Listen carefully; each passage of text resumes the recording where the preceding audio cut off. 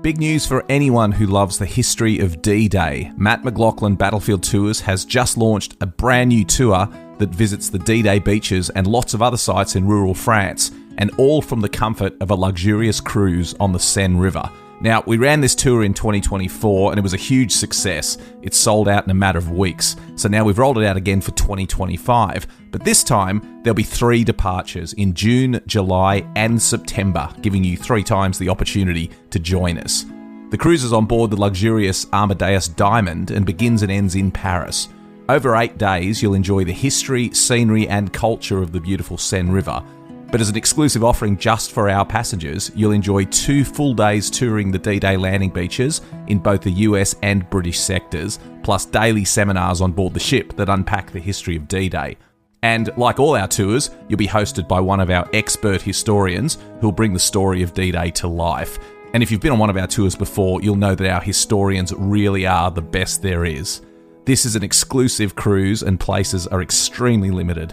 Visit battlefields.com.au to book your place today. Explaining football to the friend who's just there for the nachos? Hard. Tailgating from home like a pro with snacks and drinks everyone will love? An easy win.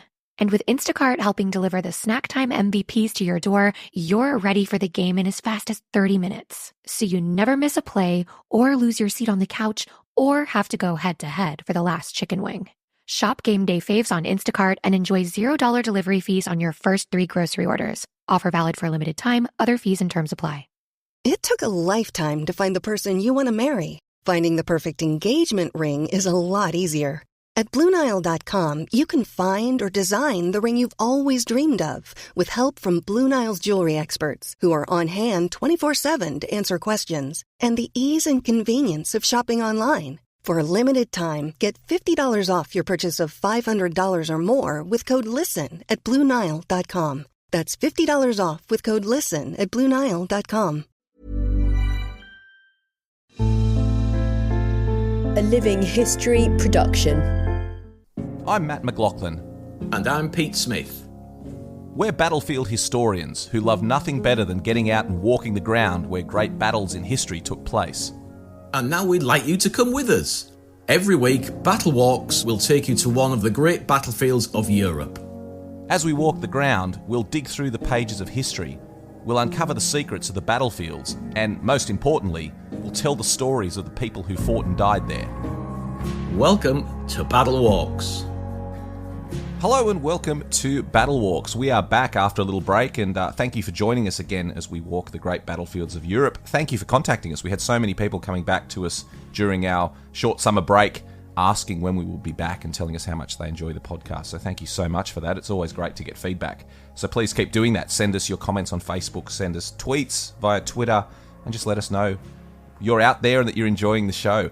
Another announcement is you can now support the show if you're enjoying it through Buy Me a Coffee. This is a great initiative where you can jump online and support the podcast with a small contribution, which is fantastic because the more people we get doing that, the more great episodes we can do, and the more people we get finding out about the podcast, joining us, and sharing in this great community we're establishing. In addition to that, I'm going to bring in right now my co-host Pete Smith. Pete, g'day. Welcome back to the podcast.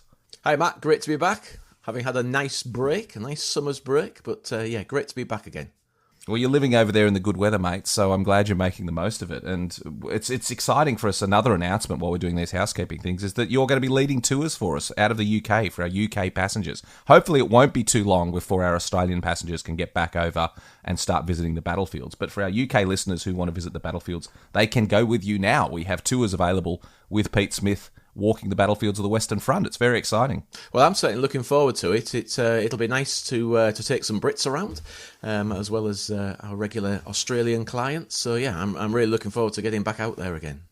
So if you want to travel with Pete, and I recommend that you do, basically live in the experience that you get on this BattleWalks podcast, go and visit our website. It's only for UK travellers at the moment, but it's battlewalks.co.uk. You can learn all about those tours, and you can come and visit the battlefields and walk the ground with Pete Smith. So jump on that website and check that out. Today's podcast, it's going to be really interesting. A little bit of a departure. We're not walking a battlefield, but we're in the middle of the Olympic season. We've just had the Summer Olympics taking place. The Paralympics are on as we speak. And so we wanted to talk about a connection between Olympians and the battlefield. So, Pete, why don't you give us the rundown on what we're going to be talking about today? Okay, so what we wanted to do is have a look at those that had taken part in the Olympic Games either prior to the Great War or post after the Great War, and who had served in the military.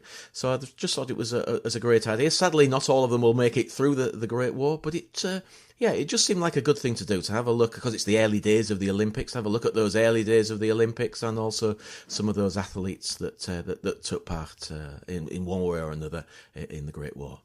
Well, it's a great idea, mate, and the Olympics is about the world coming together, and it's fascinating to think that through times of recent history, the Olympics have been disrupted by war. I mean, at some stages it's still gone ahead in some capacity, either in the lead up or immediately after a war.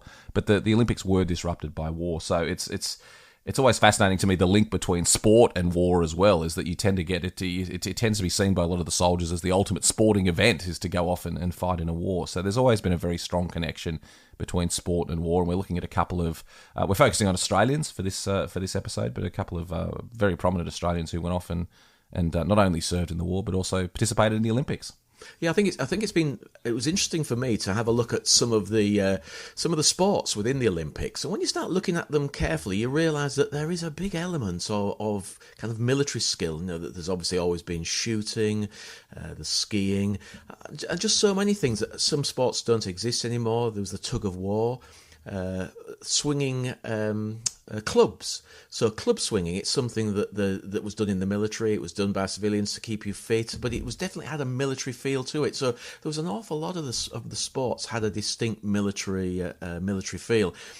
Interestingly, in doing the research for this, I looked at some of the sports that no longer exist, and one of those sports was actually not target pistol shooting. It was literally using the old duels, so dueling pistols, and you had mock duels taking place, and they would you were scored on your hitting the target in these mock duels. So just fascinating. So some things.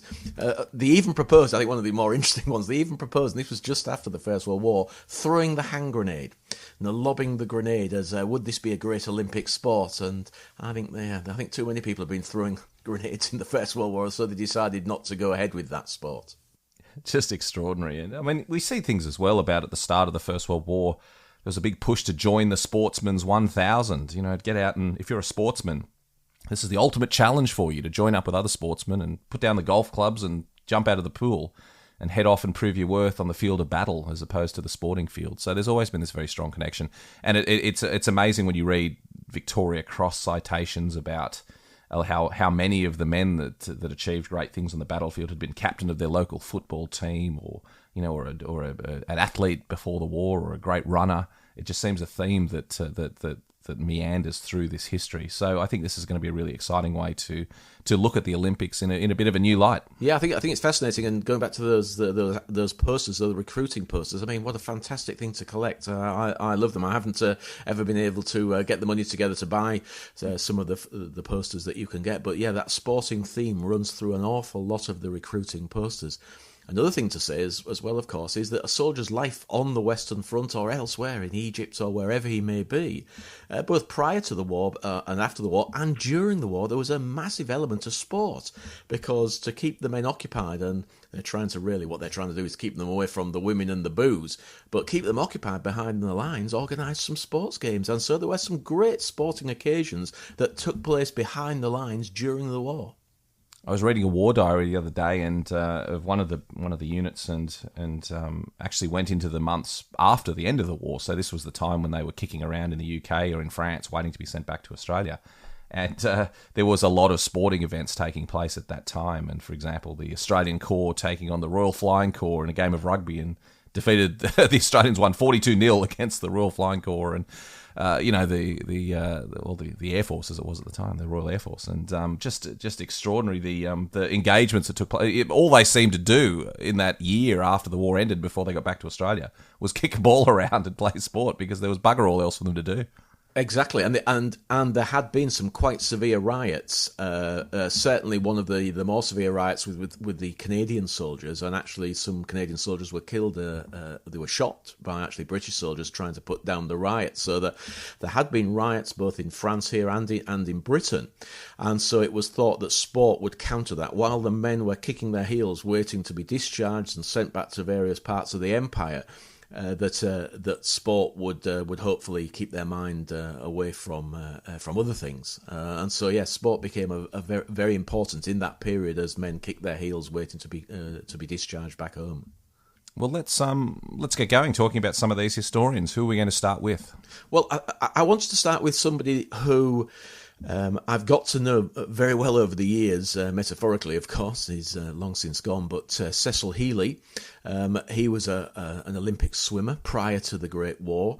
There's a swimming pool in Péronne, one of the nearest towns to where I live here in France, and the pool that my children swim in, and my partner Sarah goes swimming and doing exercise there, and I go with the children swimming as well. It's the Cecil Healy pool. So Cecil Healy is the first person that we want to have a look at, I think. Well, Cecil Healy has a very strong connection to me as well, Pete, because I'm from the northern beaches of Sydney. That's where I live, and pretty much every day when I go for a walk down along Manly Beach, I go past the surf club where Cecil was a member, and there's a big plaque in his honour out the front of the surf club. The surf club, I had a look the other day and sadly discovered it was built in the 30s, the building, so it wasn't actually the building that Cecil knew when he was at Manly. But there's a plaque remembering him there, and many of his achievements are recorded inside that surf club as well. So tell us a bit more about Cecil Healy.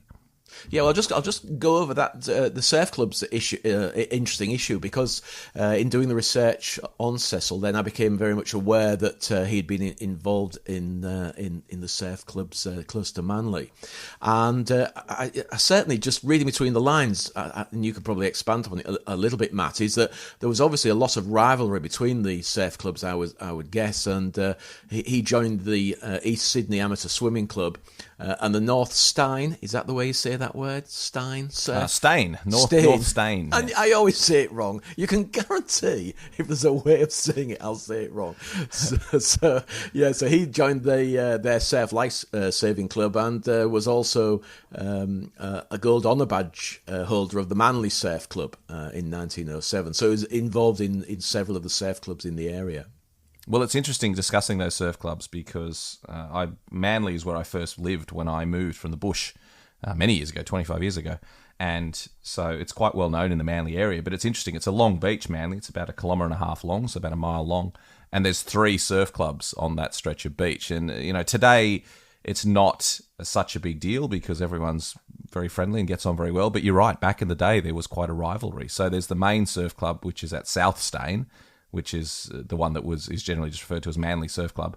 And then at the northern end of the beach is Queenscliff Surf Club, which is another big one. And then in the middle is this tiny little one called North Stein, and that's the one that gets a bit overlooked. But that was the one that Cecil was most closely associated with, and that's where he is now remembered and recorded.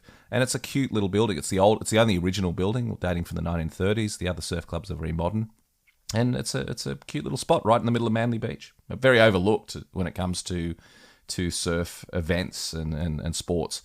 North Stein gets a little bit overlooked, but it's a good little link with history, that club. As I said, sad that the building is only dates from the 1930s, so Cecil Healy wouldn't have actually seen that building, but it's still a very strong link with the history of Cecil Healy. Yeah, that's great. Thanks for the info. I'll add it to my records. Tell us more about Cecil. Yeah, sure thing. So he was born on the 28th of November in 1881 in Darlinghurst. Have I said that name right? I think I've got that one right. Correct. Very good. Very good. This is a great tour through the many places of Australia for you. His father was called Patrick Joseph Healy, and he was a barrister. So you can tell from that this is a fairly well-heeled family, and he was the third son. So born in Australia. Educated and here we go again, Bowral. Is that right? Primary school at Bowral. Very good, mate. Bowral. Well done. So Bowral, and straight away, even at his also the home of Don Bradman, I should say. So a good sporting pedigree out that way. Yeah, and I think he obviously came from a sporty family and would have been pushed in that direction, I suspect, and obviously was a very good swimmer. Because in 1895 he won the 66-yard handicap race at the old Sydney. Oh dear, here we go again. Natatorium. I think that's right. Sydney Natatorium.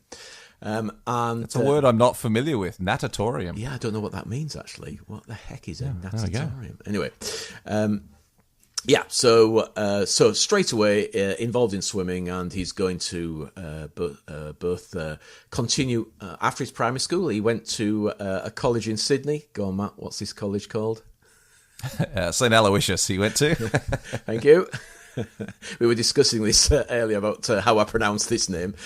So Aloysius College in Sydney, and steadily improved.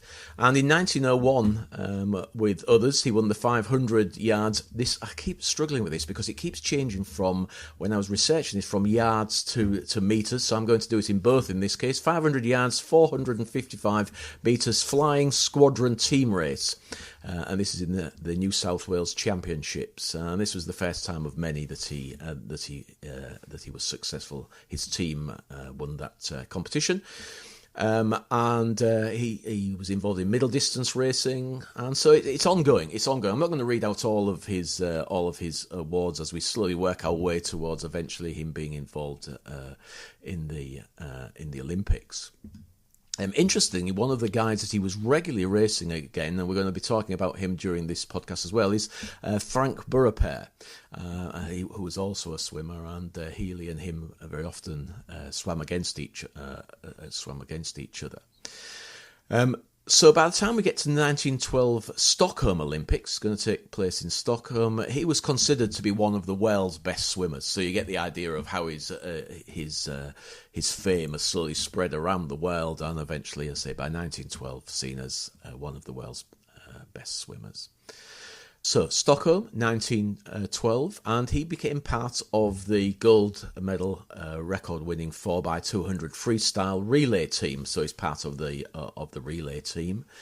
But that's not why he's really remembered. Do you know why he's remembered, Matt? Sorry, I know I'm just throwing that straight at you, but I just wondered if you know anything about why he's well remembered, because it's extraordinary, really. I think there's a surfing link, but I can't remember the specifics of what actually happened with Cecil. No, Cecil is remembered for throwing the opportunity for him to win another individual gold medal, and it's an interesting story, and it's about, I suppose it's him, it's the man himself, because what happens is that because of a mix-up in the heats. He realises that all of his competitors, and these are the competitors that potentially are going to cause him a real problem in trying to get the gold medal, are disqualified, and they're disqualified because they don't make it to the at the right time at the right place. So there was the confusion, so they're disqualified.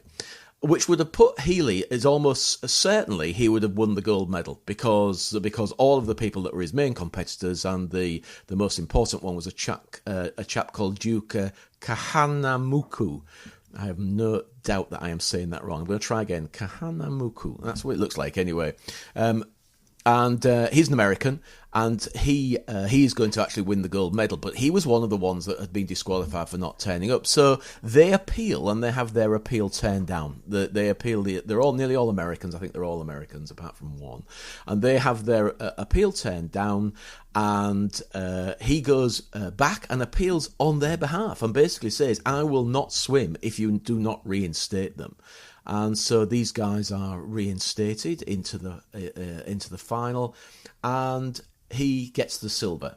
Healy gets the silver medal. He didn't get the gold. The Duke beat him, and so he effectively shot himself in the foot. But he did it deliberately. I mean, it's a fantastic piece of sportsmanship, and one that is remembered to this day. And in fact, in 2018, the Australian Olympic Committee created a Sportsman's Award in honour of what he did in these 1912 Olympics, and also marking the 100th anniversary of his death. Because as we're going to discuss, sadly, he is going to be killed during the during the First World War. Well, that was the when I recalled a surfing connection. That was why, because Duke Kahanamoku was the bloke that brought surfing to Australia. Again, so many coincidences in the next beach along from where Cecil Healy swam in his career at Freshwater Beach was where the Duke introduced surfing to Australia, from Hawaii to Australia. I knew he was a Hawaiian, but that's fascinating. Of course, I should have got the link: Hawaiian surfing and Australia. That's really interesting, Matt. Didn't know that at all. So yeah. So it's literally only probably a kilometre from where Cecil Healy would have swum in the surf, was where Duke first came out and wowed Australians by riding a surfboard in the surf. And obviously now, very much in the same stretch of beach where Cecil Healy swam in the surf is now where is a very popular surfing spot. So these little connections of history weave their way through the whole story. Well, there's another one that I'm just going to mention casually as well, because in the 1912 Olympics was where Fanny Durack also swam in the first time that women could took part in swimming. In women's Olympic swimming team, so and she will win a gold medal as well. And of course, we remember Fanny Durack. Not of course, for people that do not know, Fanny Durack is remembered here on the battlefields because of the statue, the Golden Madonna and Child in Albert, which was hit by a shell. I can't remember if we've done the story in one of our podcasts, perhaps we have, but it ends up leaning over the town at 90 degrees, and to the Australian soldiers it became known as Fanny Durack because it looked like a woman about to dive into the surf, or into the pool. And so Fanny Durack is somebody who is involved in the Olympics, but certainly was not involved in the Great War in coming out onto the battlefields, but is remembered here as well, along with Cecil Healy. Fanny Durack is perhaps another of the more famous Olympiads remembered here on the Western Front. We discussed it in our enjoyable podcast we did on the approach march to Pozières. So if people go back and listen to that one, that was when we talked about the famous Fanny Durack, which was what the Australians called as you say, the Leaning Virgin.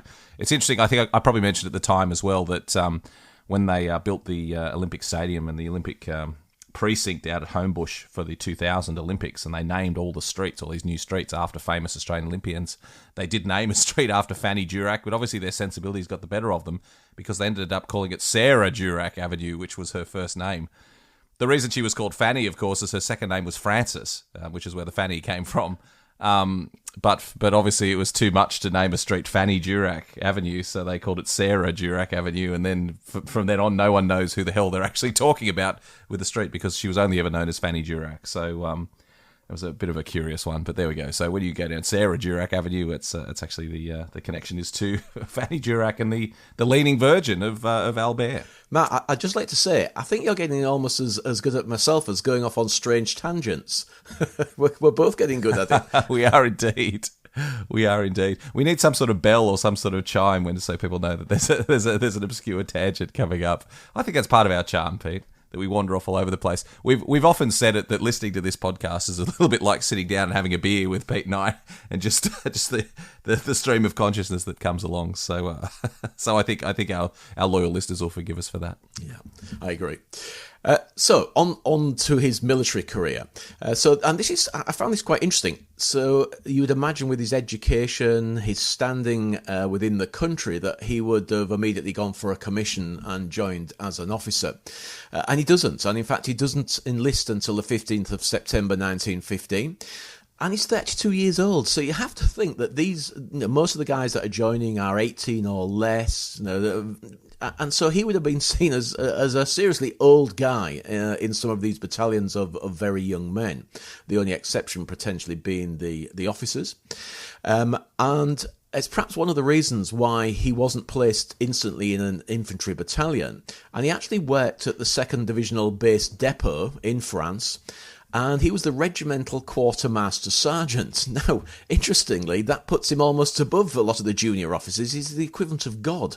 He's running effectively everything, and I think that shows that they've used him instead of thinking, well, we won't put this guy into an infantry battalion. We need him here doing this because he's obviously very good at organisation. He's a driven man, which we know he was, and so he was organising the supplies and stores for the 2nd Division, effectively. So a very important guy. But it wasn't enough for him. And I think he felt he was shirking his responsibilities. We can only guess at what went through these these people's heads as they're on the Western Front. It's very difficult to put yourself in their position, but you just know that Cecil would have been a really driven man, to get where he did with swimming. And so he obviously decides he's not doing enough, and he requests to be put on an infantry cadet battalion course, so to be trained as an infantry officer. And he qualifies for a commission in the May of 1918. So he did that job as the regimental quartermaster sergeant for quite some time, and it's not until the May of 1918 that he's appointed a second lieutenant. Well, it's actually the June of 1918 he's appointed a second lieutenant, and he's taken on the strength of the 19th Battalion in France on the 15th of August. So that's when he actually gets to the Western Front as an infantryman. 15th of August, we're in the 100 days. So this is it wasn't for a long time, and I've talked about this before, was not really a famous action. The 100 days, it was almost like 100 days of fighting, then the war ends. We now know an awful lot more about what went on within those 100 days, sometimes known as the advance to victory. And he's going to be doing what an infantry officer should do. He's leading from the front. He's a second lieutenant still, and is in a village of Biaches. And I'm not sure that's how you pronounce that either, a French village. And that is just beyond, if you imagine you're heading due east from Villers-Bretonneux, and that's the direction that we're pushing the Germans back.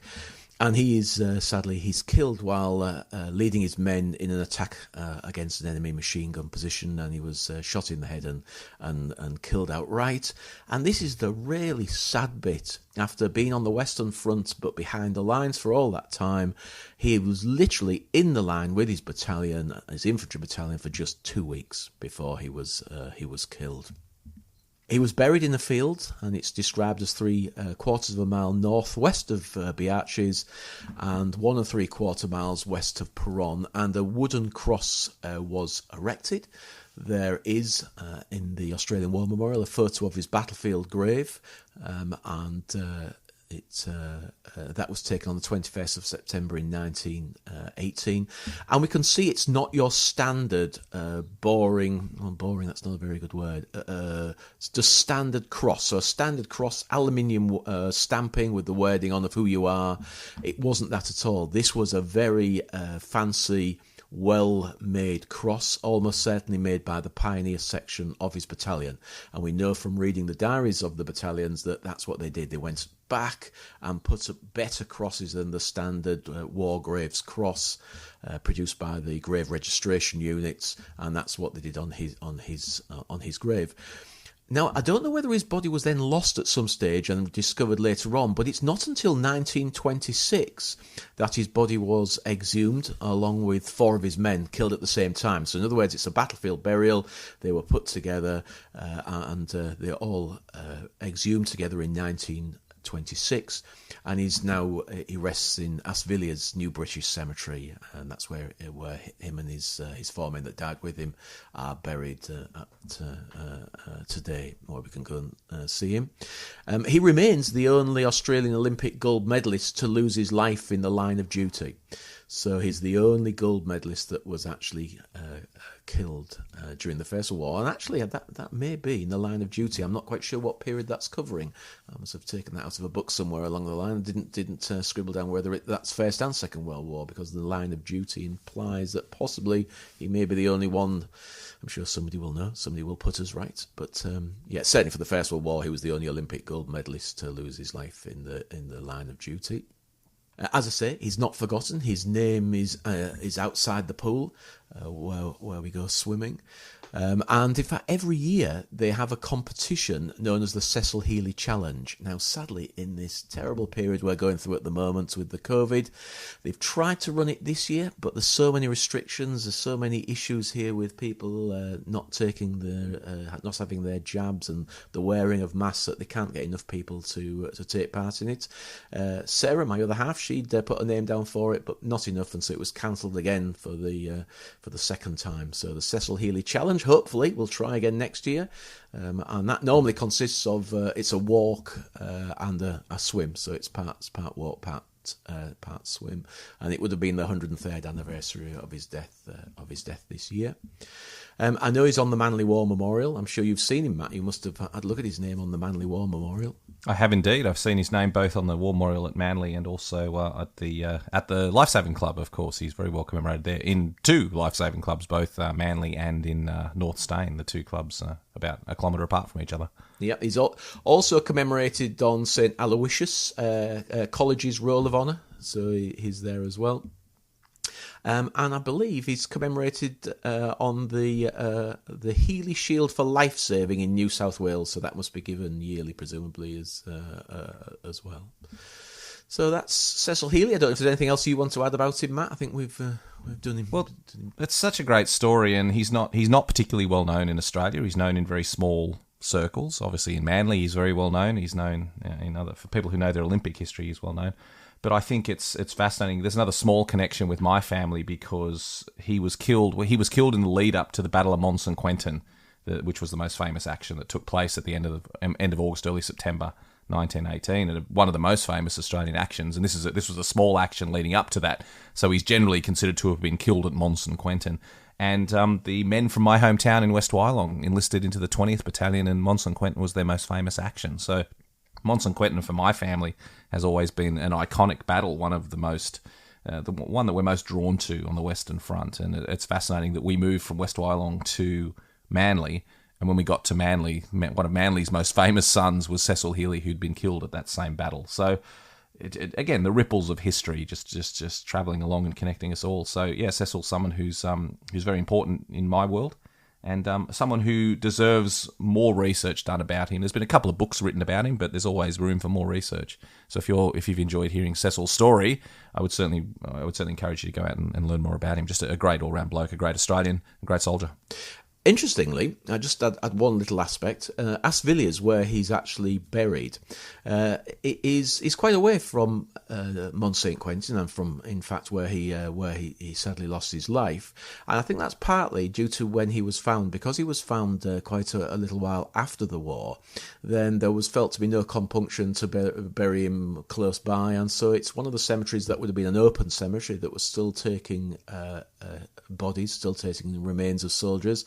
And so they end up being moved to Asvilliers. Now, Asvilliers, for those that are whistling down the A1, the major motorway linking Lille to Paris, then it's where one of the services is actually called Asvilliers Services, and if you stop there, then you can have a think about him. He's literally, if you knew where to look, his grave is literally just by the side of the motorway, or the cemetery where he's buried is just by the side of the motorway. So you'll whistle past him if you're on that road between Lille and Paris.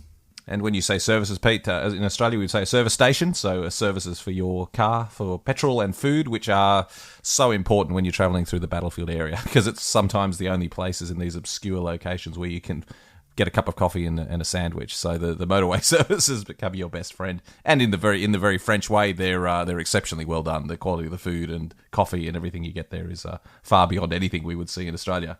The coffee there is very, very good. It's my favourite place to stop whilst on that motorway, I have to say. Well, Pete, that was the story of Cecil Healy, a fantastic first instalment in this special series of Olympians. We've got several more we're going to talk about as we go on throughout the rest of the year.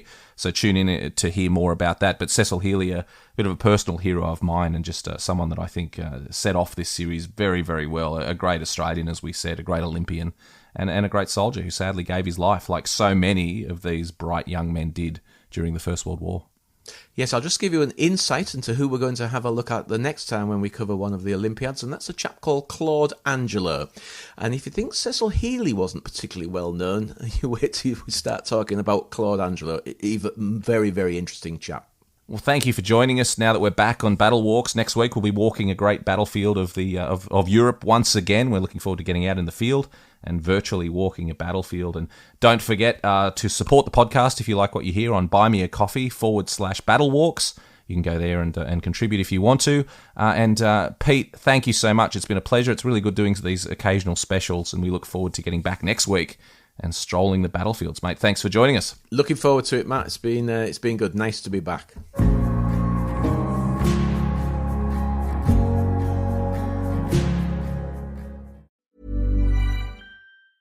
On November 7th, Thundercat, Karasoft, and NVIDIA teamed up to host a discussion with leading government panelists to speak on best practices and challenges agencies are facing with AI. Learn how we can plan to navigate complex policy landscapes, assess agency needs, and contribute to shaping the future of AI applications in the government. You can now tune into the conversation on the Feds at the Edge podcast, streaming on all major platforms. Visit thundercattech.com/events for more info. That's thundercattech.com/events.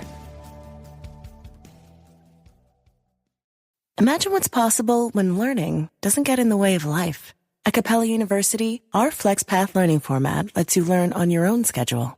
A different future is closer than you think with Capella University. Learn more at capella.edu. Acast powers the world's best podcasts. Here's a show that we recommend.